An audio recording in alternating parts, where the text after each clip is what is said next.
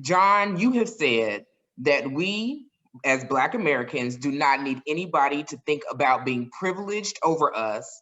We do not need a psychological revolution in how white people feel. We frankly don't care that much how white people feel about us.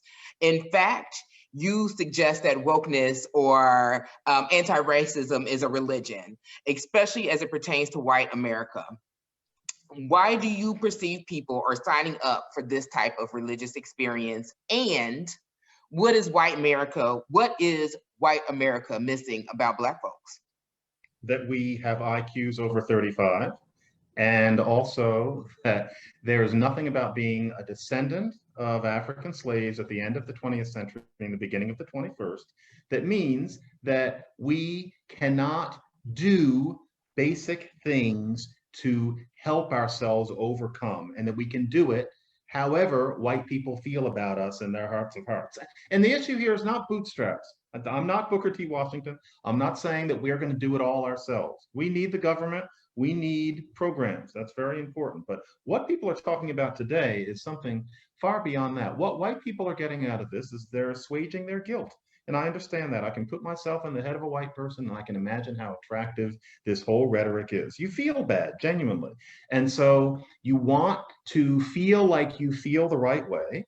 And to be quote unquote anti-racist has become a very handy way of showing that you're a good person. It's a replacement for showing that you have faith as a very devout Christian. Part of this is because fewer people are devoutly Christian, even openly, than they were, say, 100 years ago or even 200 years ago.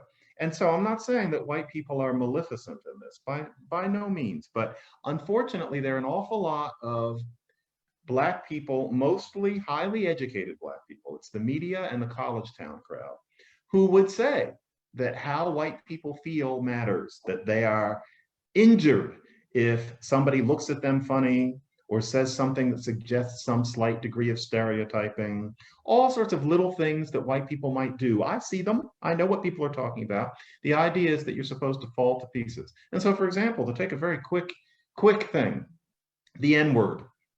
If you're a singer, you're told that if you want to hit a high note, then think of it as below you. Be over the note and sing down to the high note. Don't look up to it and yell. You think of it as down below. Works like a charm. If somebody uses the N-word on me, I don't look up at them and break out into tears and write an op-ed about it. I look down. I think you did that. And 99 times out of 100, the reason they did that is because they don't have as many chips. And importantly, I felt that way when I was 8. This is not, oh, he's a professor and a writer, he's different. I'm not different. I certainly wasn't different when I was 8. I thought if that's where you're going to go, little me in 1974, I thought, then you kind of suck. You look down on that person. What I'm saying right now is not strong. It's not Republican. It's not conservative. It is perfect common sense that any trained therapist would teach normal people. But there's a certain strain of Black person that teaches that when it comes to race, things are different. And we are the most delicate of creatures. I'm repulsed by it. And that's the problem. I want white people to maybe help us do the sorts of things that we can do to make real differences in the lives of real people, instead of engaging in this pitying kabuki that passes as political activism in the 21st century. Okay.